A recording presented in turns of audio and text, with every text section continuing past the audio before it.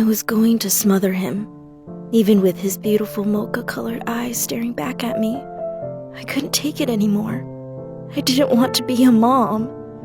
I had lost everything else, and now I was ready to lose my son. Ever since I was young, I remember wanting one thing more than anything else in the world. I didn't want to be a princess, or get a pony, or even a new doll. I wanted to be a mom. I remember holding a wishbone in my tiny 4-year-old hand, wishing for a baby. I even remember seeing a shooting star outside my window, closing my eyes, and hoping I'd wake up one morning and just be a mom. Sure, I didn't really know how being a mom worked. Maybe a stork could bring me a baby. But, you see, I wanted to be a mom because I knew I was adopted, and I knew my real mother wasn't really the greatest. She had 9 kids in total, but only kept my little brother.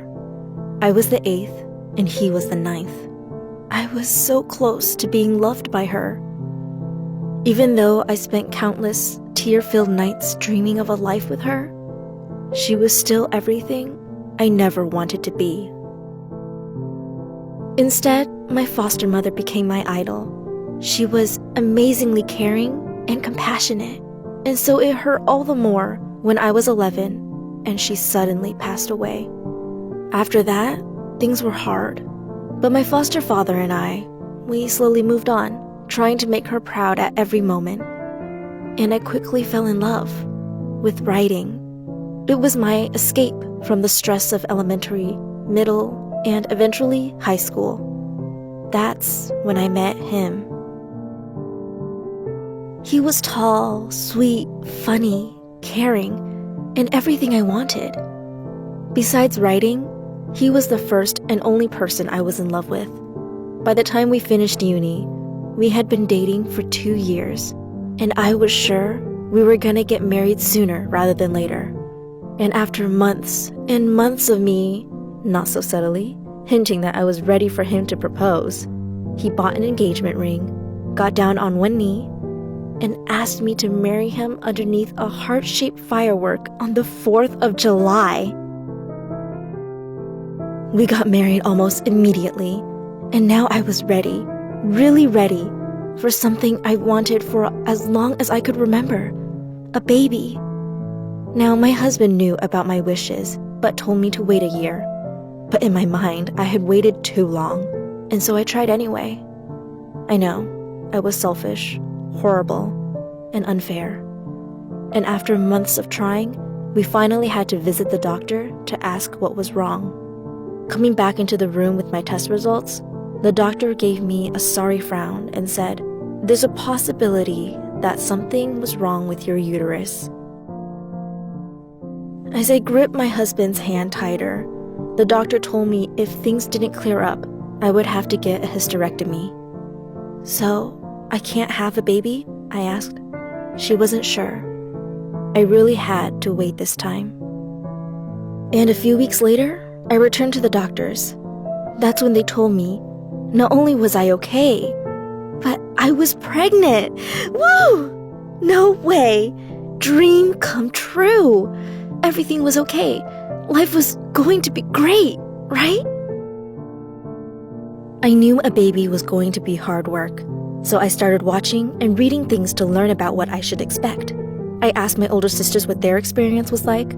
I asked my ex-girlfriend, who had had a baby 6 months before I had mine, so I thought I was ready. Besides the morning sickness being so bad I had to quit my job, my pregnancy was okay. It could have been worse. I was ready for a second child, even before my baby was born. I couldn't have been more wrong. I expected not to sleep, and I expected not to have much of a social life. I knew life would never be the same.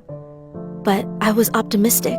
But after the first week of bringing him home, after not sleeping for 2 days at the hospital because of my labor, and after 2 intense days of restless adjusting, I fainted, my optimism already exhausted.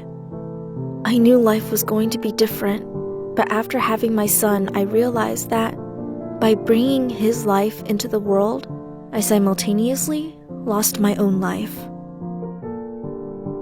I hated waking up. I hated knowing that I would be stuck at home dealing with the baby by myself, while my husband was at work, unable to go on paternity leave. I couldn't work, couldn't sleep, couldn't write, and couldn't live. I wasn't allowed outside. I had no outlet. I became depressed. When I wasn't crying, I was yelling, blaming, and pushing others away. I had lost everything, and I was about to lose myself. I was moments from hurting myself and my baby. Where I once wished for a baby, now I just wanted my son to grow up. I was tired.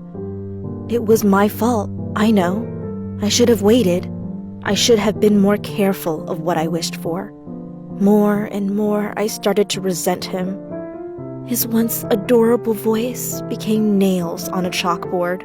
His beautiful, coffee-colored eyes became an annoying sign he was awake and capable of more crying. Carrying him became a chore rather than a privilege. I didn't want him anymore. And so I considered giving him up for adoption. I know this sounds cruel, and I sound like the most horrible mother in the world. I know my foster mom wouldn't have been proud of me right now, but I just didn't want my child to grow up knowing that his own mother hated or hurt him. I didn't want my child to resent me into the way I resented my biological mother for not taking care of me or my 7 other siblings. This is what I told myself. As much as everyone might have hated me for my decisions, I assure you, there's no one who hates me more than me. I was 24, and I felt like I had already given up my life for this baby. Oh, if only I had waited! We never did give him up for adoption, and even though my husband helped me through it all, as you might expect, this ordeal took a toll on my marriage. But slowly, things cleared up. Every time I got frustrated, I'd remind myself of my foster mom and how she'd do it for me. I learned to let go of my expectations, my regret, and my guilt, and focus on being a good mother, a patient mother. My son is 2 now, and he's growing up to be such a wonderful little person that I couldn't imagine my life without him. My husband, as always, has also been such a great support, and I have 2 amazing best friends who have helped guide me through this smokescreen of depression. I'm not gonna lie, I still have thoughts to this day. What if I never had him?